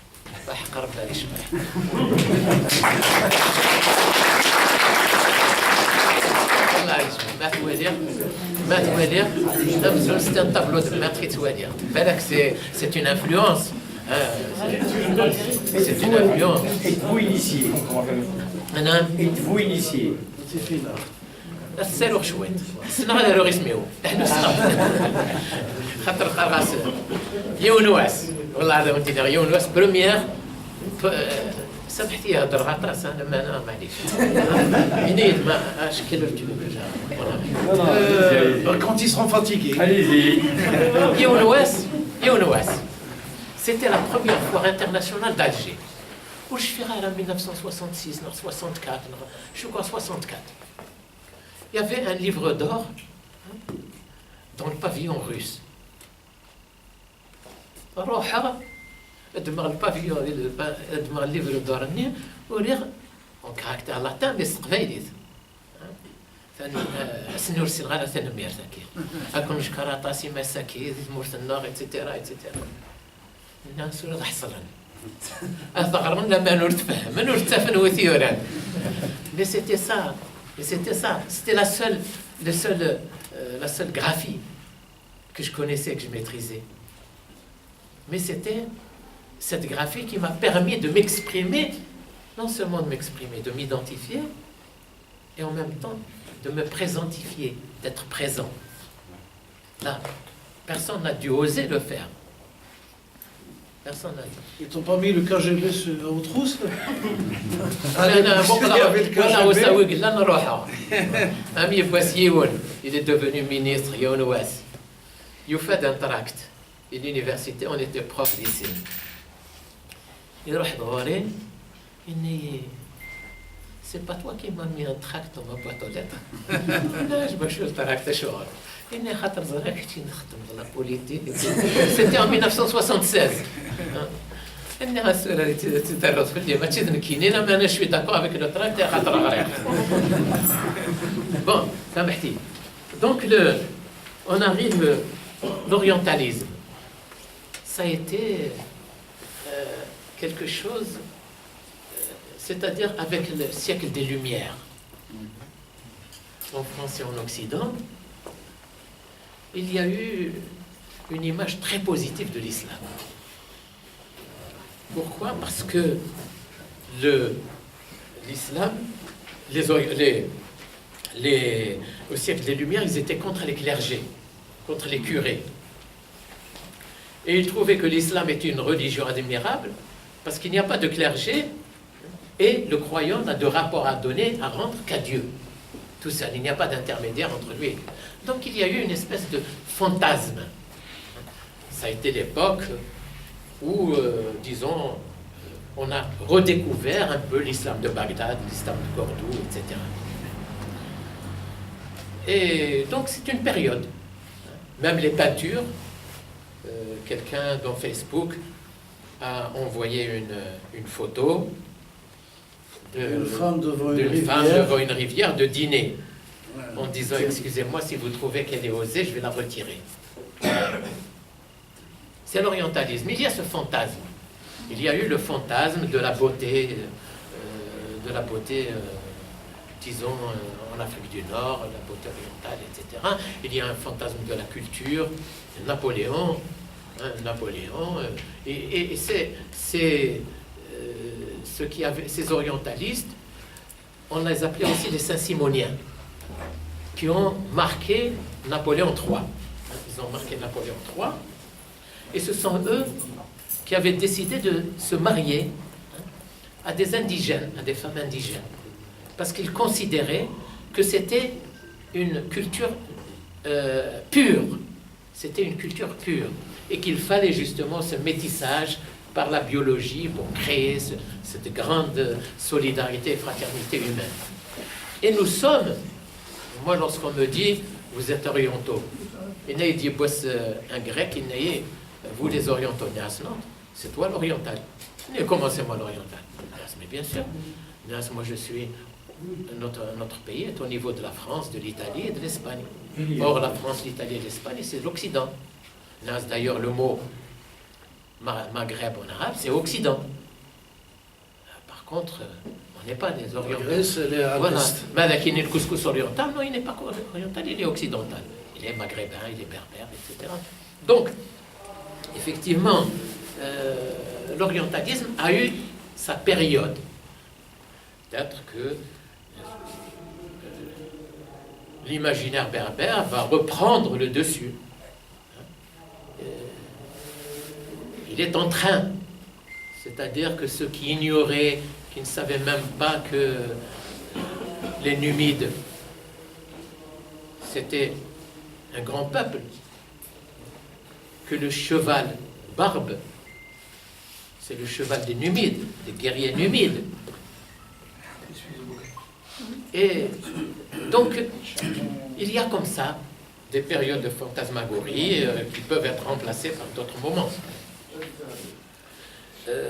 Et puis on ne va pas se dire, on va se dégager. C'est la production scientifique, intellectuelle, etc., qui permet de resituer. C'est nos débats, ce sont nos débats, ce sont nos discussions. Ce sont des articles d'Amil Zaoui en particulier concernant l'orientalisme, disons le rapport de l'Orient, de l'Afrique du Nord à l'Orient. Donc on ne peut pas décréter. Mais le monde évolue vers un retrait, même si l'Orient a déposé dans notre culture beaucoup de choses. ne peut pas nier que l'Orient nous a apporté culturellement, a construit aussi, a contribué aux mutations qu'a connues notre culture. Comme nous avons contribué. Je disais à quelqu'un, lorsque on vous dit les morts, M-A-U-R-E-S, c'est des villages morts en Espagne. C'est que ça a marqué. Quelqu'un me disait, moi je suis d'origine musulmane, arabe. Je lui disais qu'il était berbère, donc arabe, mais bref. Donc c'est ainsi. Bon, alors, bien sûr qu'il peut y avoir une décision politique et dire que demain, à l'école, on ne va pas enseigner tout ce qui est oriental. On va changer. Non, on va changer. On va enseigner l'histoire telle qu'elle est. Nous demandons qu'on enseigne l'histoire telle qu'elle est. Qu'on nous parle de Jugurtha, qu'on nous parle de Massinissa, qu'on nous parle de la Kahina, qu'on nous parle de Koseïla, qu'on nous parle de tout le monde, des royaumes, la Pulée de Mador, qu'on nous parle des royaumes berbères musulmans, qu'on ne nous dise pas que la Turquie, l'occupation turque est une occupation berbère. Hein? Voilà, donc c'est ça un peu, qu'on enseigne l'histoire telle qu'elle est, et qu'on dise aux Algériens, voilà votre histoire.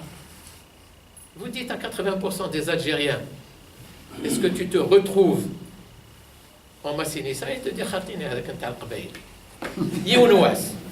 j'étais à Constantine. Il y avait un écrivain, Smith Fodala, je ne me rappelle pas son prénom, il avait écrit une pièce de théâtre sur la Kahina. Sur la Kahina. Je vois de qui il s'agit. Sur la Kahina, une très belle pièce de théâtre. Ça a été joué par les élèves du lycée Hurriya de Constantine et du lycée de garçons sur Smith. C'était en 1966. Qui est c'était l'inspecteur d'académie de l'époque. Zaraïd Arbaïli. Cet inspecteur d'académie est devenu par la suite ministre de l'Éducation nationale.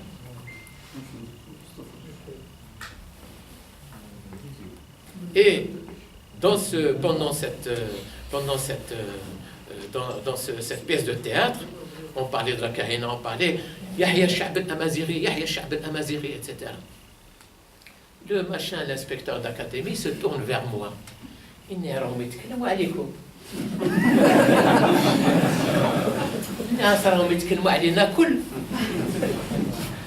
Voilà un peu.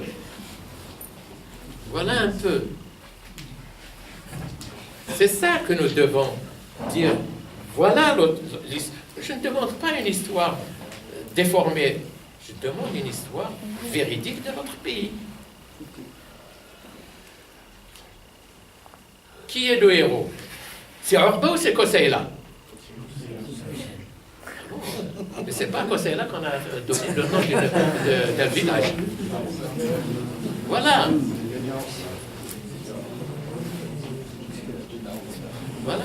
C'est ça. Moi, ce que je demande, l'histoire authentique de l'Algérie.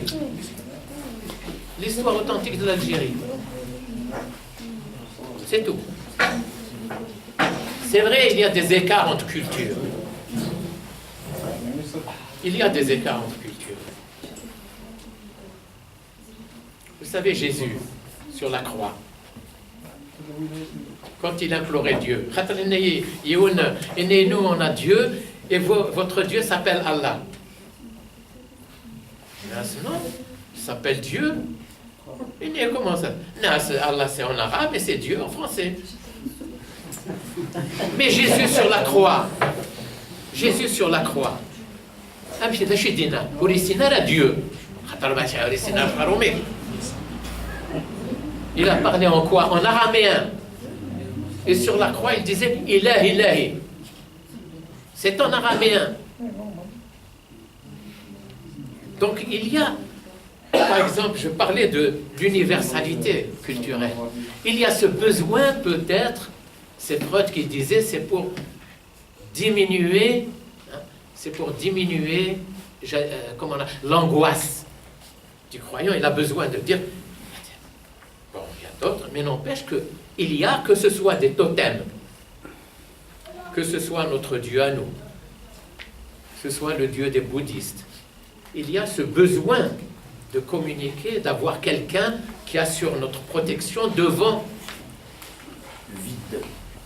Voilà, devant le vide, devant notre angoisse. Devant notre angoisse.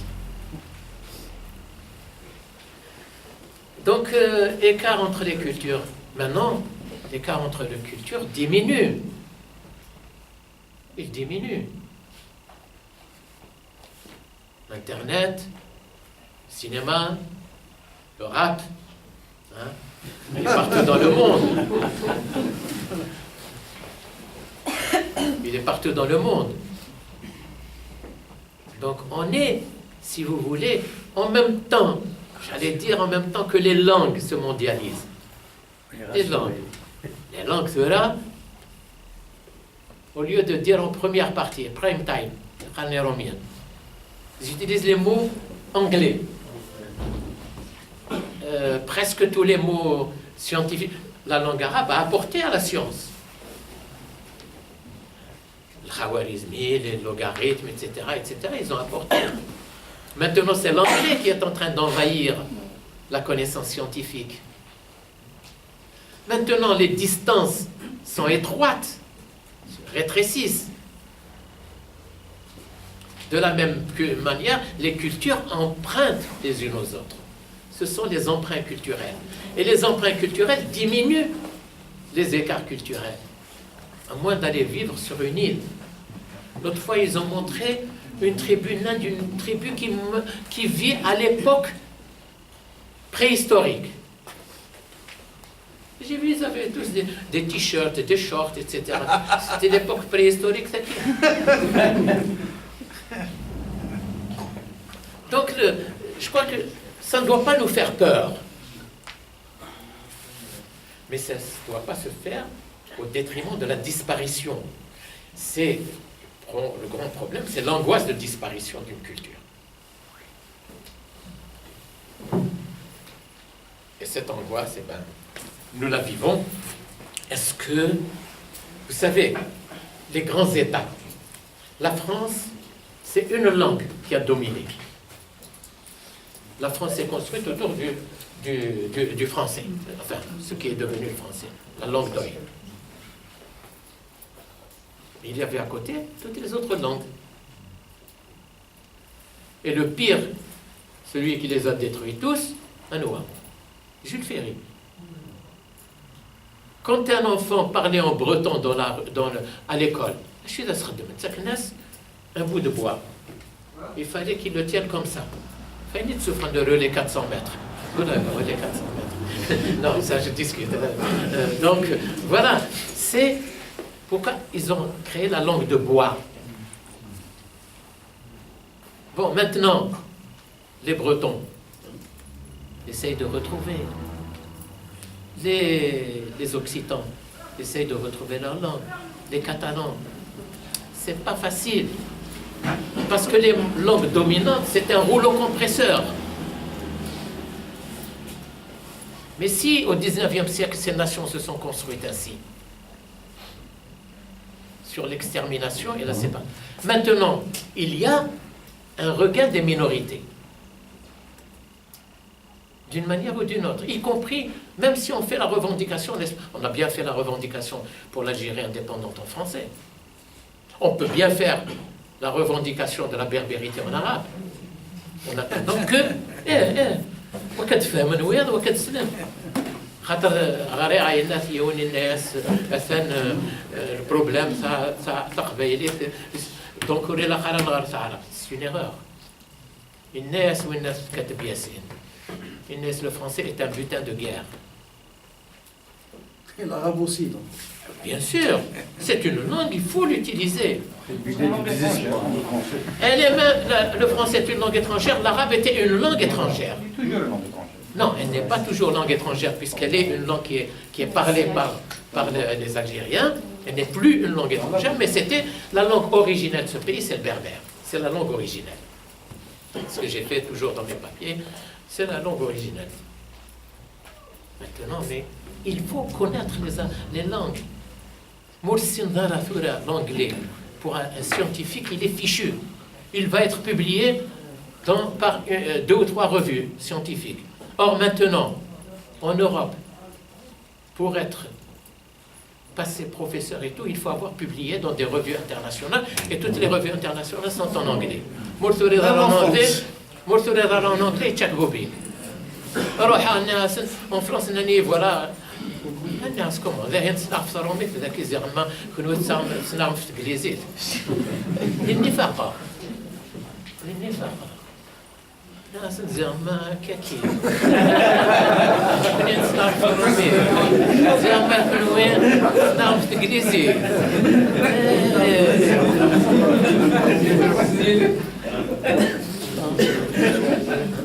Bon, alors, samhi le mythe.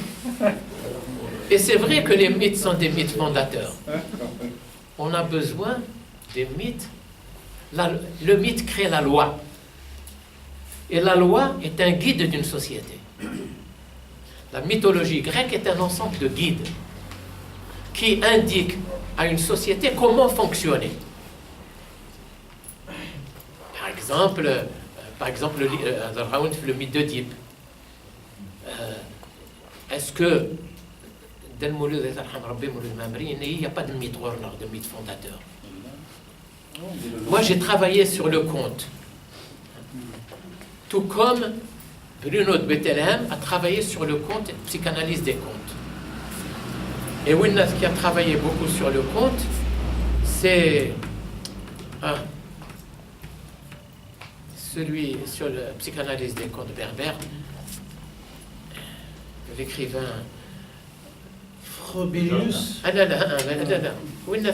Son père était président du gouvernement provisoire. Nabil Fares.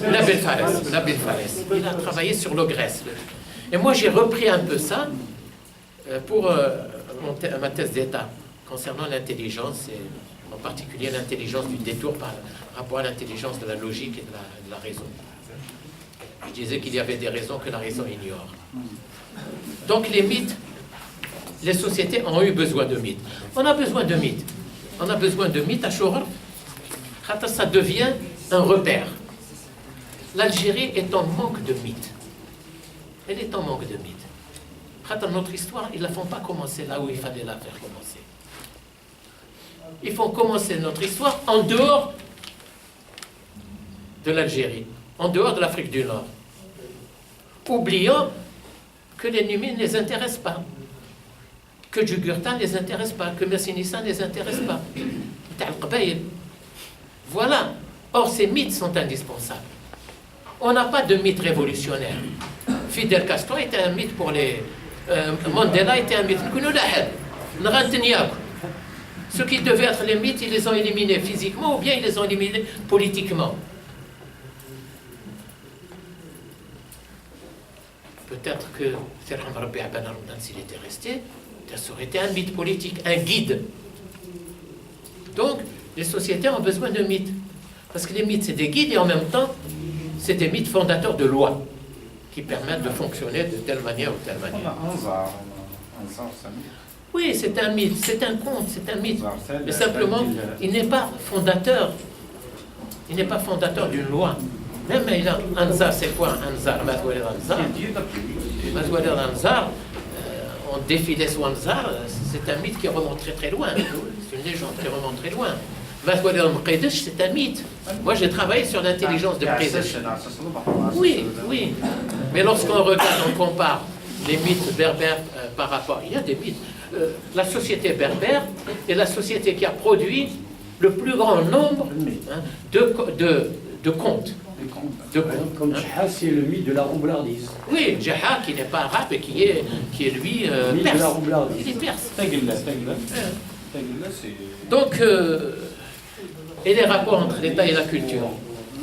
Bien entendu, il appartient à l'État de défendre une culture. On est mal parti. On est mal parti.